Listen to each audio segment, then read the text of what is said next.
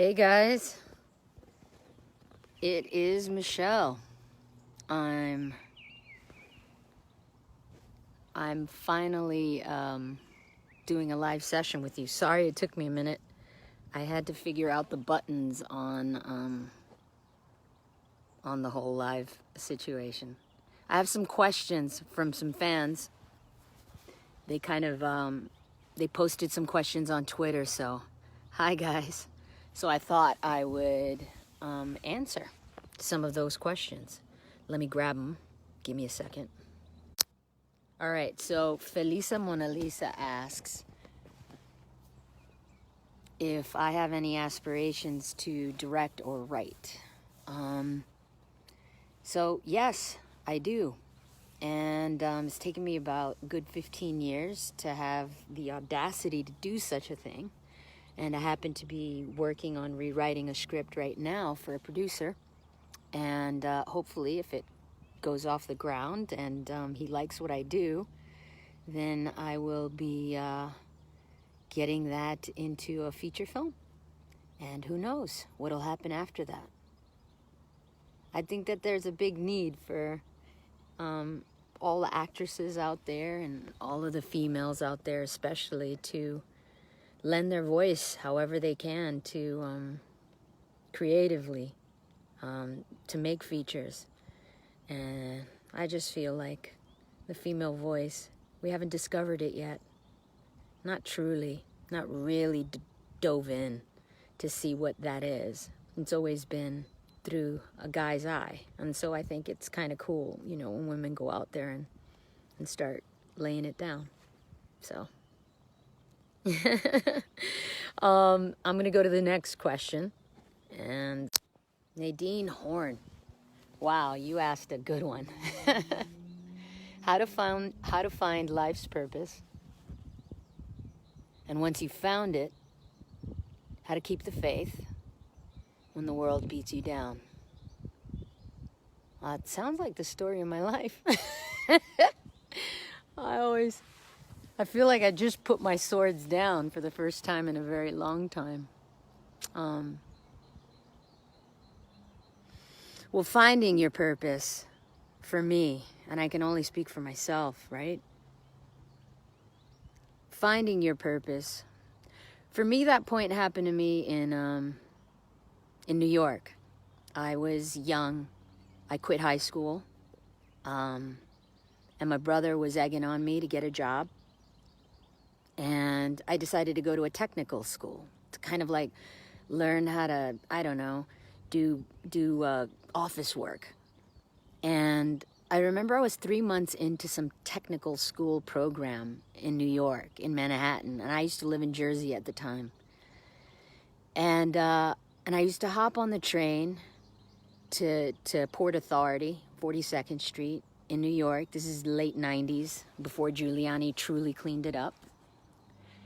And I remember coming home from school and realizing how miserable everybody looked in their 9-to-5 jobs with their suitcases and their formal dress.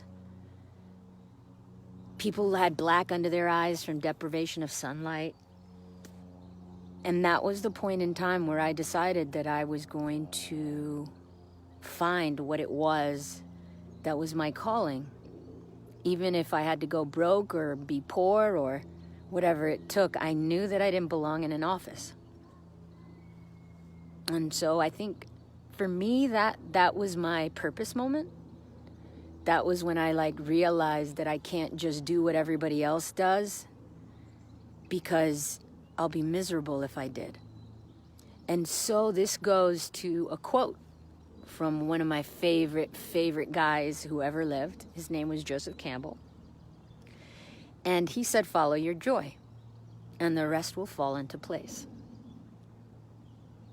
And so I've been doing that. And it led me out of the ghetto. It led me to a quite lucrative career in film. And so, and yeah, when the world beats you down, that's another one. That takes faith. And I think that faith comes from a deep respect for the fact that your mother gave you birth. for the fact that you are alive, and for the fact that that's not something that you could just throw away or give away to somebody for any reason.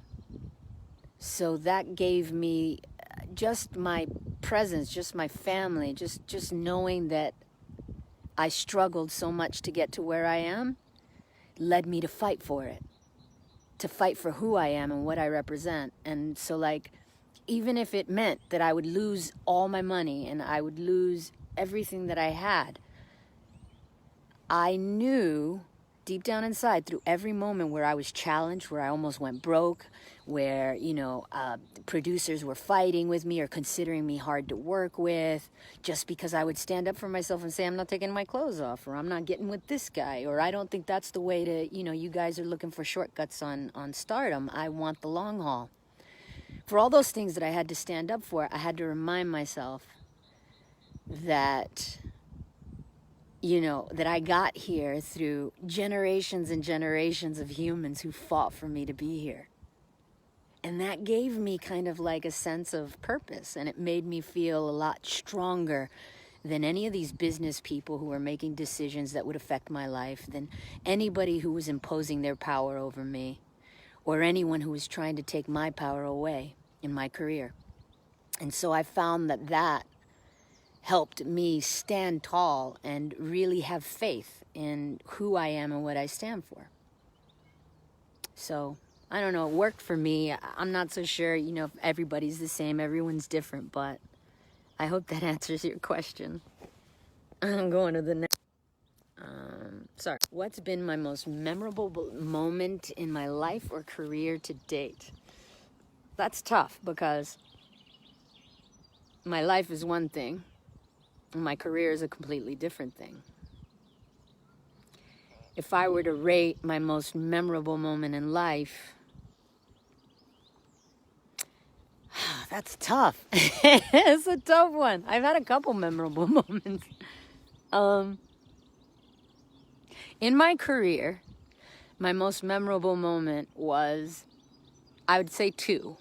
It was standing in the Gobi Desert watching an eagle hunting festival in the middle of the Gobi Desert. And I had an eagle hunter come up to me and ask me for a selfie.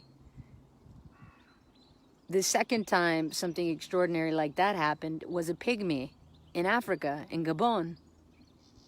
And the fact that these people, these humans that literally barely see, cities or barely see the developed world, who are living in either a forest somewhere, taking care of animals, or hanging out with eagles in the desert in Mongolia, the fact that they've ever watched my work or anything that I've done kind of put things in perspective for me in a way that I'd never felt it before. And so I'd have to say those are two of the most memorable moments in my career, just because I realized the reach of the platform of making American Hollywood feature films.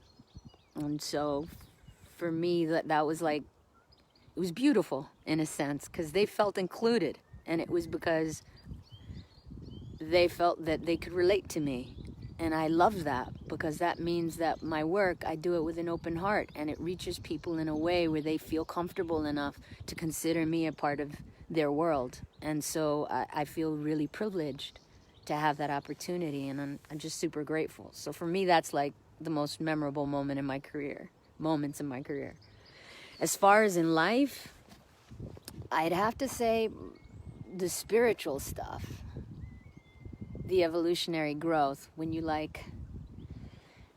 don't know how to explain it.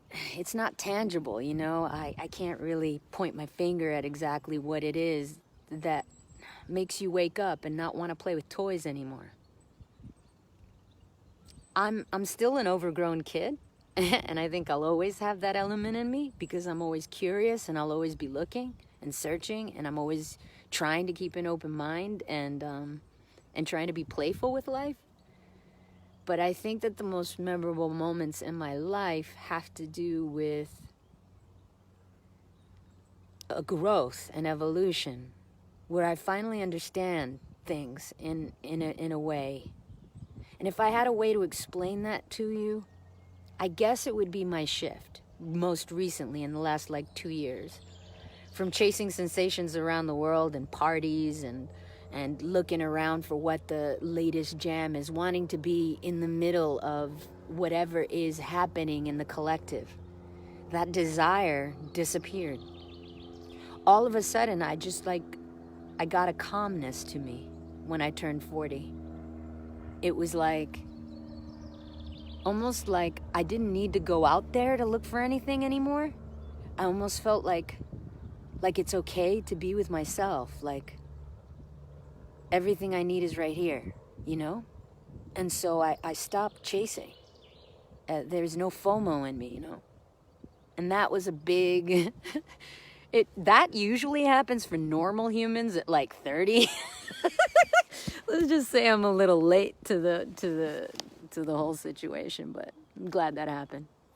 So for me, that was the most memorable moment, I think, for me in my life, because, you know, searching is a big thing for me. And when I stop searching and feel like I have everything I need right here, it's pretty powerful. It's a very stabilizing thing that can happen to you in life. You guys are so sweet. You're sending so much love. I'm so grateful. Here's the next. Christina Gomez is asking if I could meet anybody from the past, who would it be? Whew, that's a good one. Gosh, there's so many people. Lady Magdalene, if she ever existed. I think Lady Magdalene would have been intriguing, because here's this individual that the world kind of understands as maybe the possible, I'm not even going to say it, because then there's so many different people who are very religious and they might get offended. But in Gnostic mysticism, Lady Magdalene is a very, very special person, because there's an understanding that these women in the past used to be initiators. They used to help initiate people into knowledge. And over the course of lots of studying, Lady Magdalene, who was by the side of Jesus for a very long time, was supposed to be one of these figures. And of course, it's highly controversial, because, you know, a lot of information was burned in the libraries of Alexandria, the Vatican. Not like everybody can hang out and go and visit their libraries. So, you know, and it's funny how this information would come down in 2019 to somebody like me. I just think that by talking to her, I would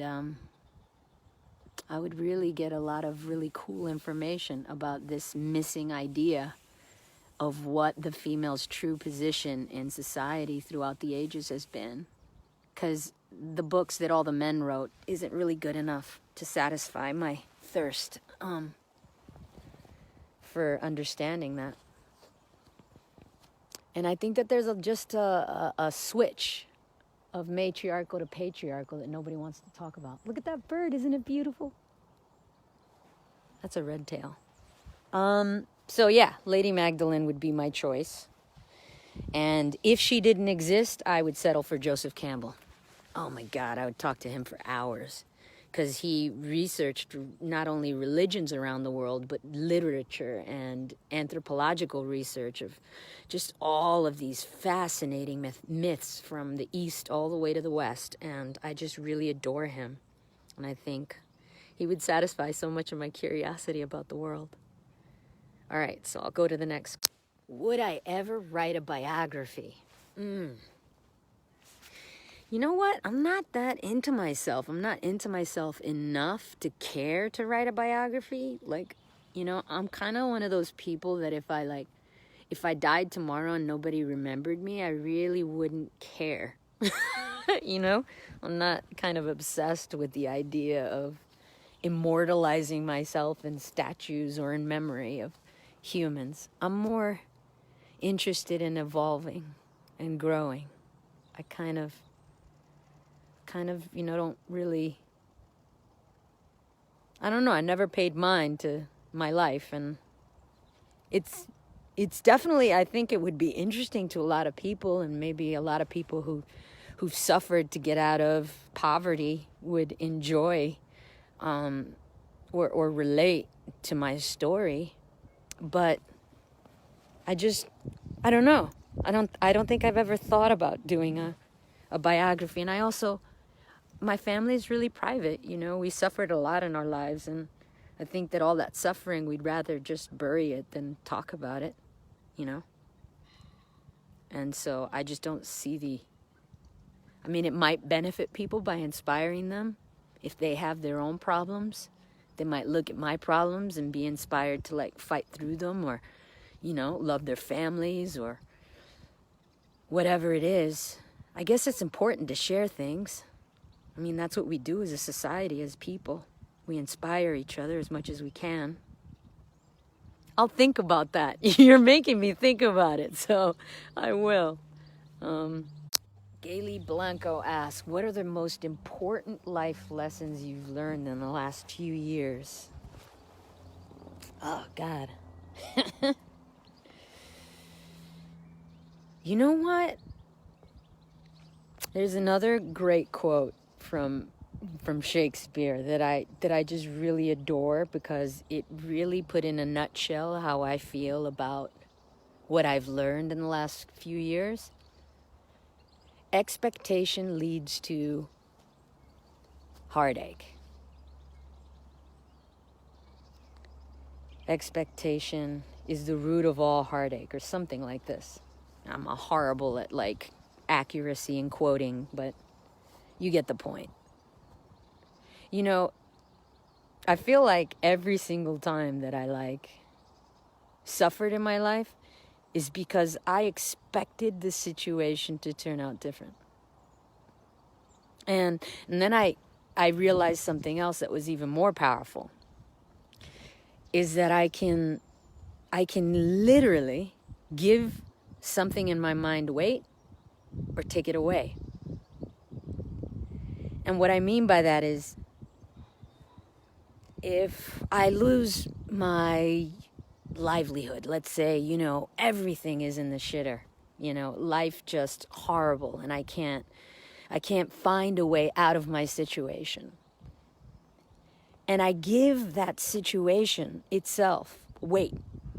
I feel miserable, get depressed, I cry about it, I moan about it, I can't eat, I can't sleep.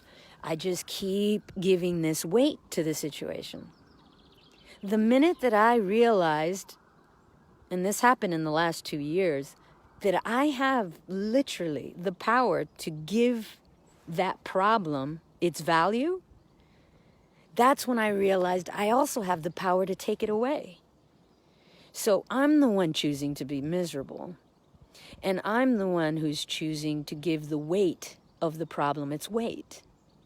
If a person who insults you is all of a sudden not important anymore in your mind, then that insult is nothing. You know what I mean? And so it kind of opened my whole new world. I was like, oh, wait a minute. Now I get what he meant by brush that dirt off your shoulder. It allowed me to just clean my mind, and it allowed me to put everything in perspective in a way that I never was able to do before. And so I'd say that was my my biggest life lesson in the last 2 years, was learning how I can give or take away value of things in my own mind. And that really led me to take power over my own life in a way that I never had before. So that was quite good. I'll go back to another question.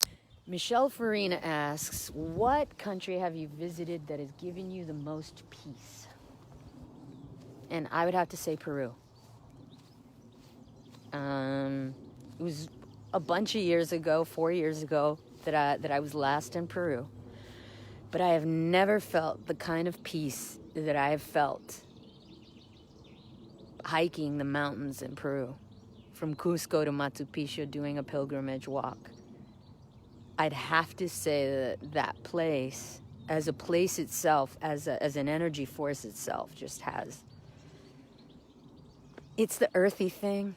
I mean, if you're not into earthy things, it might not be your vibe, but I'm a big Pachamama fan.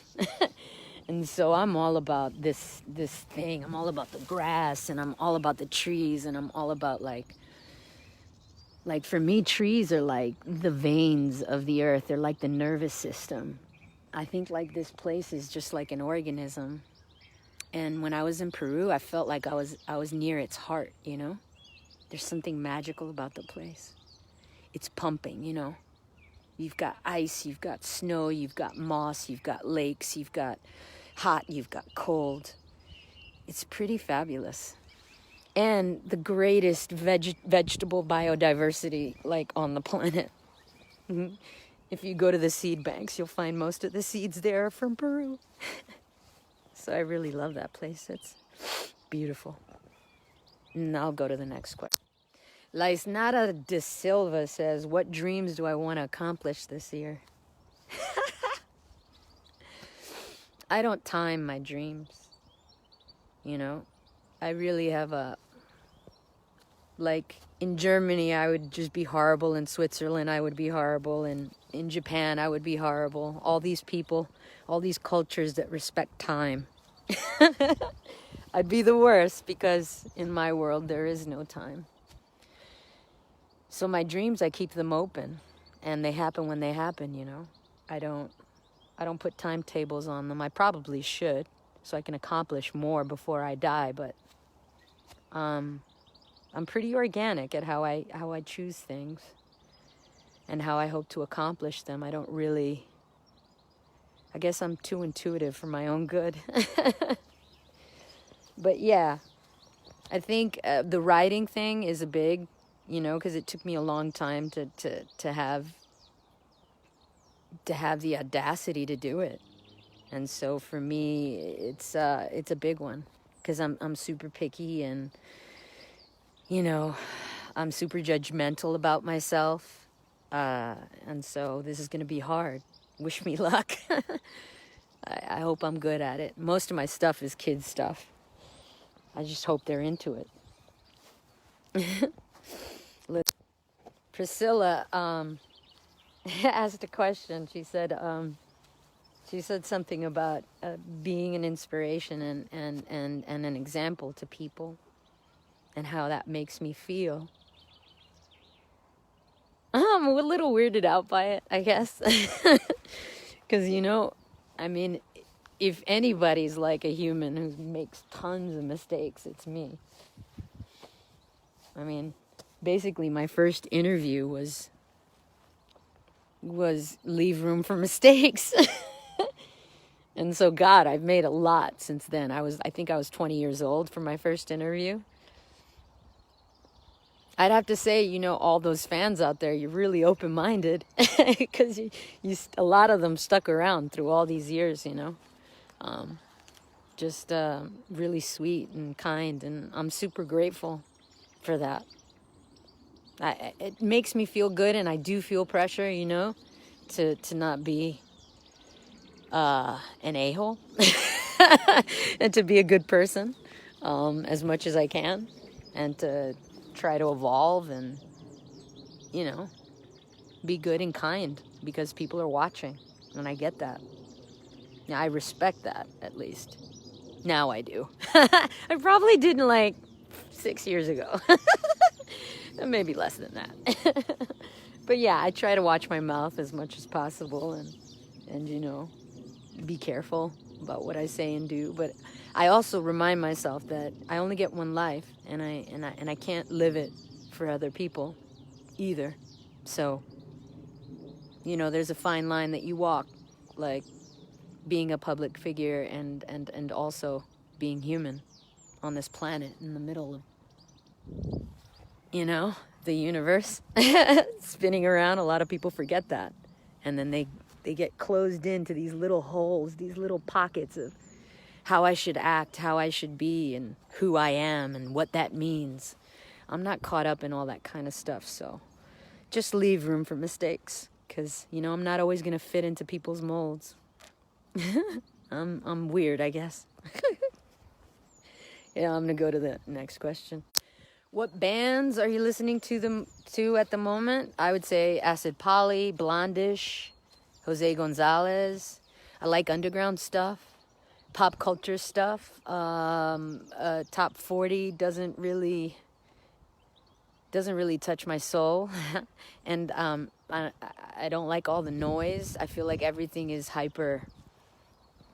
I don't know what they do to all the tracks that are top 40, but I can't hear the individual instruments, and it really bugs me. I think they compress everything, all the files, and I'm a sound snob. I like Max Richter when I'm in a more mellow mood and I just want to hear piano and I want to hear myself think. I really love Philip Glass. I'm big into classical music. I love me some Nina. I love me some Billie Holiday. It all depends on the mood. You know, if I feel like house music, I'd go Acid Poly, Blondish. I'd probably go Alex Cruz with it.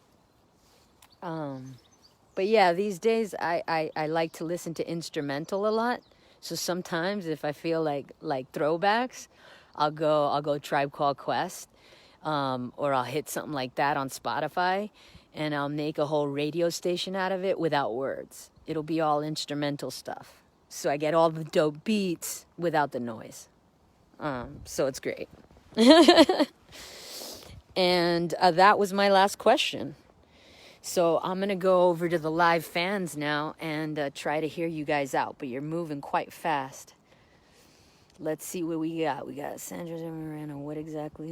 Aw, you guys are talking about the mold. Thank you. So sweet. Oh, we're getting love from Brazil, too. Beautiful. You guys are really, really sweet to me, man. Traes de paz. Yeah. Yeah, I love Acid Poly. They're great.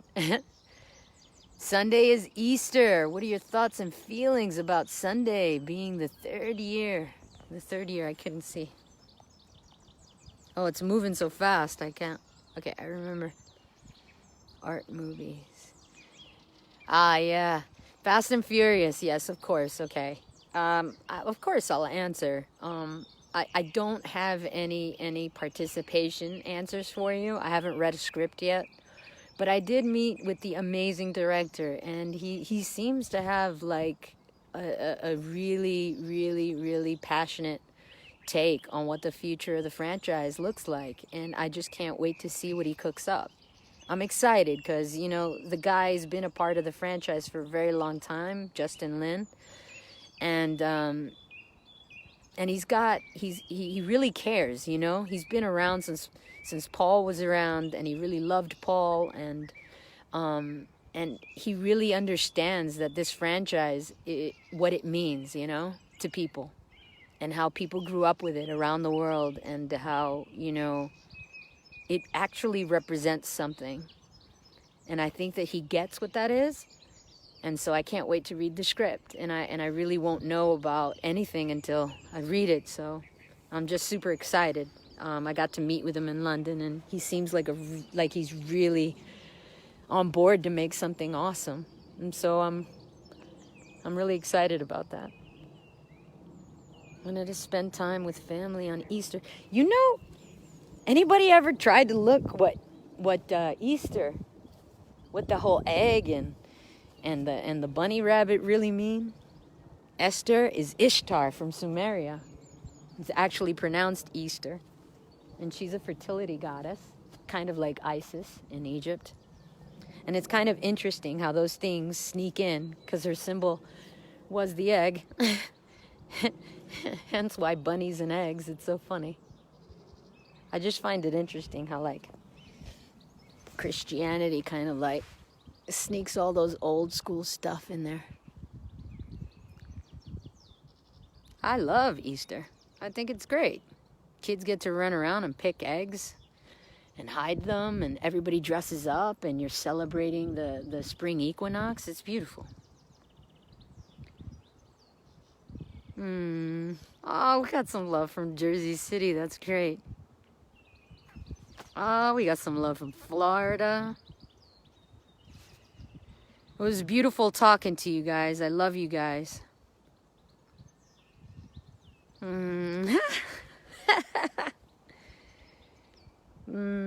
Third year anniversary since what? What is this? Third year anniversary since going home.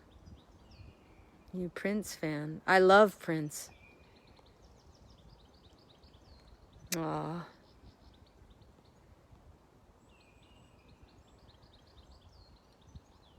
Down to peep up game knowledge.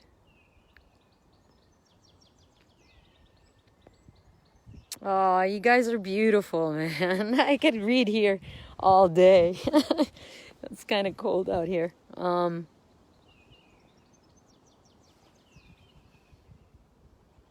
just so happy that I got to look. I've been in my cave for a very long time, and it's because I had to go through some growing pains. If you noticed, I cut my hair and everything. I went to Egypt and Mexico and had a lot of internal moments that have changed me for life, and I'm just really grateful that you guys are still there, showing your love and support, and so nothing. So like, hopefully you'll like the new me. Yeah, and so lots of love and respect, and I'm super grateful for all the fans out there. Illinois in the house. What? Mary, like what? Aw. You guys are so sweet. Anyway, thanks for being there for all these years and showing your love and support. And I promise to keep you posted. I will connect and be more connected to you guys now that I'm out of my cave. And hopefully you like what I'm cooking up. And wish me some luck with the writing, because that's what I'm doing now. Lots of love, guys. Bye.